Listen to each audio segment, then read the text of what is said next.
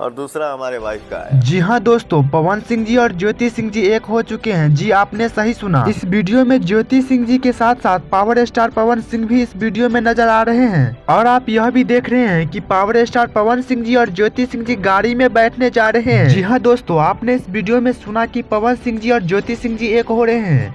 लेकिन आपको हम इन्फॉर्मेशन के लिए बता दें कि यह एक इंटरव्यू है। यह इंटरव्यू पवन सिंह जी के द्वारा दिया गया बहुत ही शानदार इंटरव्यू है, जो आपको सोशल मीडिया पे बहुत ही जल्द देखने को मिलेगा। दोस्तों उससे पहले थोड़ा इस वीडियो क्लिप को देखिए।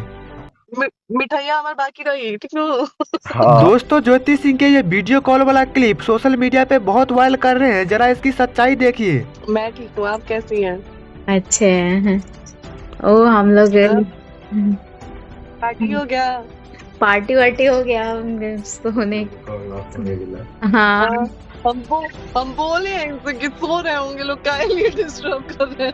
कह रहे हैं ना एनिवर्सरी है, विश कर दीजिए। हम बोले 1 घंटे में उन लोग की एनिवर्सरी खत्म हो जाएगी। दोस्तों इसी वीडियो क्लिप को लेकर सोशल मीडिया पे बताते हैं कि पवन सिंह जी और ज्योति सिंह जी एक हो चुके हैं।